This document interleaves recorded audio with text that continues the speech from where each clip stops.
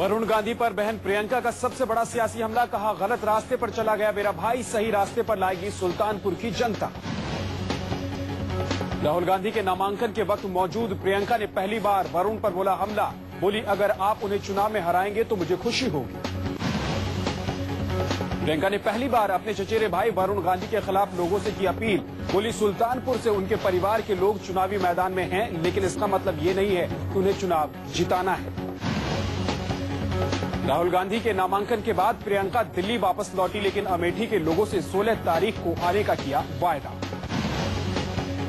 प्रियंका अपने भाई राहुल गांधी के नामांकन के लिए पहुंची थी अमेठी। प्रियंका के साथ उनकी मां सोनिया गांधी और पति रॉबर्ट वाड्रा भी थे मौजूद।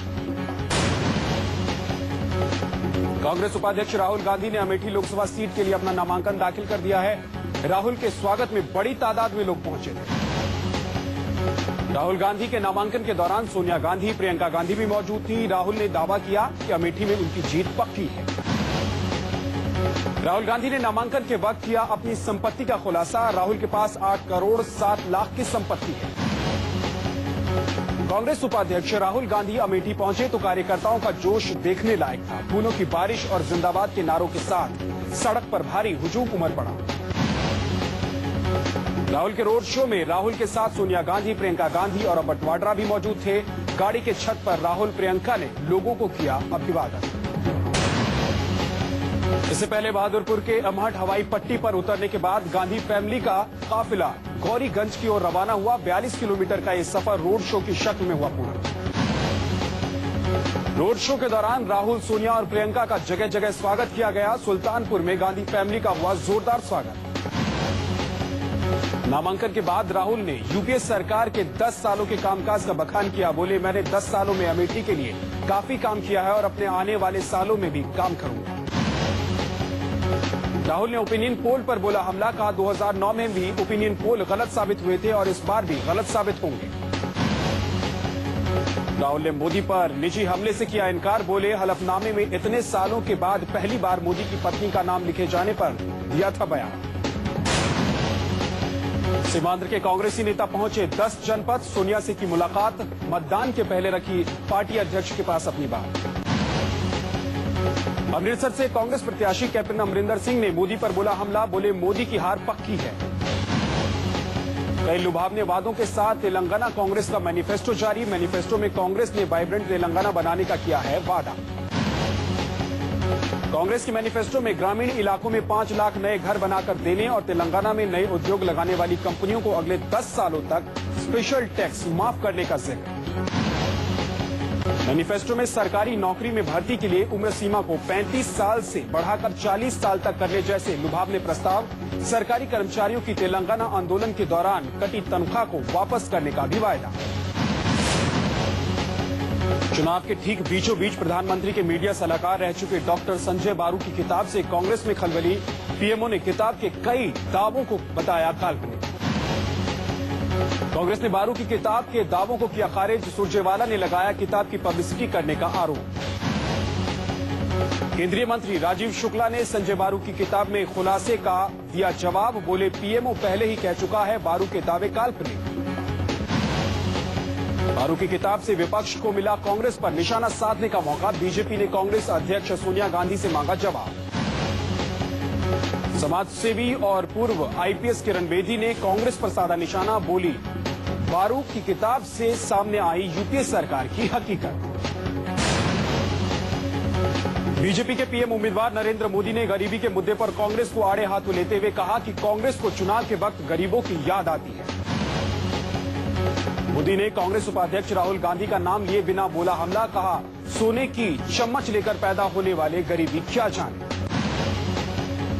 बीजेपी के PM in waiting Narendra Modi ने राहुल गांधी को फिर कहा शहजादा। बोले हमारे शहजादे तो गरीबों के घर जाते हैं तो अपने साथ मीडिया और कैमरे वालों को भी साथ ले जाते हैं।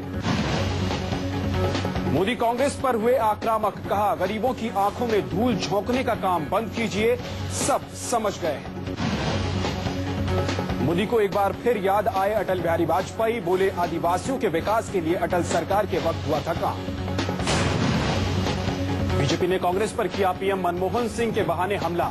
रविशंकर प्रसाद ने कहा, मनमोहन सिंह ने भी राज्यसभा के नामांकन के वक्त छुपाई थी अपनी शादी की बात। कल हो सकती है बीजेपी अध्यक्ष राजनाथ सिंह और बीजेपी के पीएम कैंडिडेट नरेंद्र मोदी के बीच मुलाकात। बीजेपी के पार्टी अध्यक्ष राजनाथ सिंह ने की कोल्हन में रैली, बोले बीजेपी की जीत पक्की। बिजनौर के अफजलगढ़ में राजनाथ सिंह ने कांग्रेस को बताया दूध पीने वाली बिल्ली। मुरादाबाद लोकसभा प्रत्याशी ठाकुर सर्वेश सिंह के प्रचार में आए थे राजनाथ। बीजेपी अध्यक्ष ने इशारों ही इशारों में आजम खान पर बोला हमला, बोले सेना के जवानों को हिंदू, मुसलमान या सिख और ईसाई के रूप में नहीं लेना चाहिए। पंजाब में रोड शो के दूसरे दिन आम आदमी पार्टी के संयोजक अरविंद केजरीवाल पठानकोट से खटक कंडला जाने के क्रम में जालंधर से गुजरे, लेकिन मीडिया से बनाई दूरी। लुधियाना से आपके प्रत्याशी एचएस फुल्का के प्रचार में जुटे केजरीवाल हजारों समर्थकों के साथ किया रोड शो। चुनाव प्रचार के दौरान केजरीवाल ने पहनी सिख पगड़ी, लोगों से आपको वोट देने की अपील की। संगीतकार विशाल डडलानी ने आपके प्रत्याशी के लिए किया प्रचार, लोगों से आपको जिताने की अपील। आपके एक और प्रत्याशी ने लौटाया टिकट। मिर्जापुर के प्रत्याशी सुशील रत्नाकर ने पार्टी पर लगाया समर्थन नहीं करने का आरोप। त्रिपुरा, असम, गोवा और सिक्किम में लोकसभा की 7 सीटों के लिए चौथे चरण के तहत 71 से 82% मतदान दर्ज किया गया। त्रिपुरा की एक लोकसभा सीट के लिए सबसे अधिक 82% वोटिंग हुई। असम की 3 सीटों पर 72% और सिक्किम में लोकसभा की 1 और विधानसभा की 32 सीटों पर 71% मतदान हुआ। वाम मोर्चा शासित त्रिपुरा की पूर्वी त्रिपुरा संसदीय सीट पर चुनाव मैदान में कुल 12 उम्मीदवार हैं, जिसमें सीपीएम के उम्मीदवार जितेंद्र चौधरी भी शामिल। गोवा की 2 लोकसभा सीटों उत्तर गोवा और दक्षिण गोवा के लिए भी खूब मतदान हुआ। गोवा में 2 सीटों पर 75% मतदान।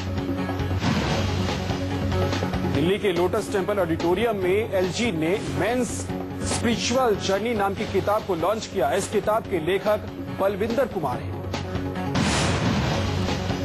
एसपी सुप्रीमो मुलायम सिंह की सुरक्षा में बड़ी चूक, हेलीकॉप्टर लैंड करते वक्त हेलीपैड के पास पहुंचा सांप। मुलायम सिंह की रैली में अजीबोगरीब वाकया। मुलायम की रैली में मंच पर पहुंचा बंदर। यूपी के लखीमपुर में रैली के लिए पहुंचे थे एसपी सुप्रीमो।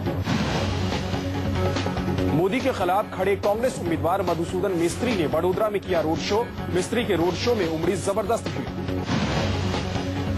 भीड़ देखकर कांग्रेस उम्मीदवार मधुसूदन मिस्त्री हुए उत्साहित, बोले भीड़ बताती है कि किसकी होगी जीत।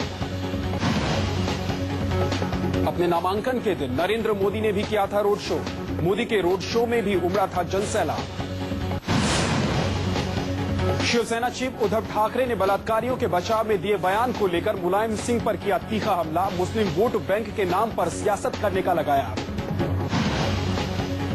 उद्धव ने मुलायम पर ली चुटकी। सामना के संपादकीय में लिखा, मुलायम सिंह ने देश और मानवता को एक नया मंत्र दे दिया है। मोदी के लेफ्टिनेंट अमित शाह पर लटकी गिरफ्तारी की तलवार। एसपी नेता आजम खान भी हो सकते हैं अरेस्ट। भड़काऊ भाषण देने का केस दर्ज। मोदी के करीबी अमित शाह और एसपी नेता आजम खान ने चुनाव आयोग से अपने फैसले पर पुनर्विचार करने की अपील की। आयोग ने दोनों नेताओं की रैलियों पर लगाई है पाबंदी। चुनाव आयोग ने भड़काऊ और विवादित बयान को लेकर दिखाई सख्त रुख। दोनों के खिलाफ राज्य सरकार को आपराधिक केस दर्ज करने का दिया आदेश। यूपी के मुख्यमंत्री अखिलेश यादव ने आजम खान का किया बचाव। बोले आजम के जवाब से पहले आयोग ने जारी किया नोटिस। खूंटी से आपकी प्रत्याशी दयामनी बारला ने चुनाव आयोग से की चुनाव स्थगित करने की मांग। इलाके में खराब कानून व्यवस्था को लेकर उठाई आवाज। उत्तर मध्य मुंबई सीट पर चल रहा कांग्रेस का आपसी मतभेद खत्म। मुंबई के मंत्री नसीम खान और कृपाशंकर सिंह मान गए। दोनों नेता प्रिया दत्त के साथ रोड शो में हुए शामिल। प्रिया दत्त ने आपसी मतभेद की खबर से किया इनकार। बोली कोई मनमुटाव नहीं, मीडिया गलत खबर फैलाने में जुटा है। सूत्रों के मुताबिक प्रिया दत्त ने कांग्रेस के वरिष्ठ नेताओं को लेटर लिखकर की थी। दोनों नेताओं की शिकायत चुनाव में सहयोग नहीं करने का लगाया था।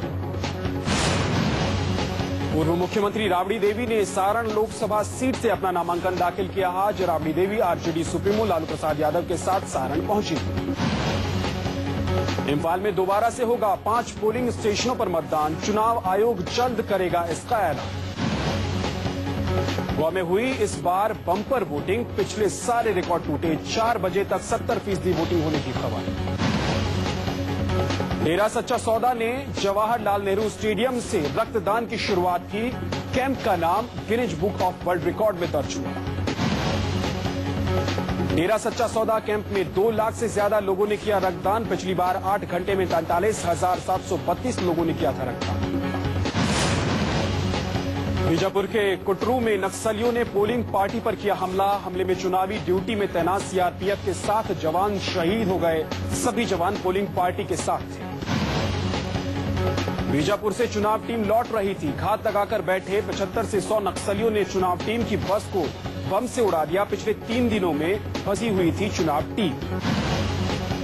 नक्सली हमले से फिर लाल हुई छत्तीसगढ़ की धरती। बीजापुर के बाद जगदलपुर में भी नक्सली हमला। 8 लोगों की मौत, कई मतदान कर्मी जख्मी। नक्सलियों ने ब्लास्ट के लिए लैंडमाइन का किया इस्तेमाल। दोपहर में करीब 1 बजे नक्सलियों ने चुनाव टीम पर बम से हमला कर अंजाम दिया इस घटना को। पिछले 8 महीनों में झीरम घाटी के आसपास तीसरा बड़ा हमला। पिछले साल नक्सलियों ने झीरम घाटी इलाके में कांग्रेस नेताओं के काफिले पर किया था हमला। देश की राजधानी में ब्लेड मार का खौफ। जाफराबाद इलाके में 2 युवकों को किया घायल। हमलावर का अभी तक कोई सुराग नहीं। ब्लेडबाज गिरोह में एक महिला ब्लेडबाजों के खिलाफ जाफराबाद थाने में शिकायत दर्ज। अब तक पुलिस के हाथ खाली। जाफराबाद इलाके में ब्लेडमैन के खौफ से दहशत में पूरा इलाका। पिछले 3 दिनों में 6 नौजवान जख्मी। पुलिस के हत्थे चढ़ी तेलुगु फिल्मों की अभिनेत्री विजय रानी। अभिनेत्री पर चिटफंड के जरिए 5 करोड़ के गबन का आरोप। विजय रानी ने अपने साथी कलाकारों से बैंकों की तुलना में 3 से 4 गुना अधिक ब्याज देने का किया था वादा, लेकिन साथियों से पैसे लेकर हो गई थी फरार। पाकिस्तान क्रिकेट बोर्ड को बीसीसीआई की हामी का इंतजार। भारत पाकिस्तान के बीच अगले साल हो सकती है वनडे सीरीज। सहवाग का खुलासा। टीम मालिकों के प्रेशर को देखते हुए नहीं ली कप्तानी। सहवाग के इनकार के बाद जॉर्ज बेली को मिली पंजाब की कमान।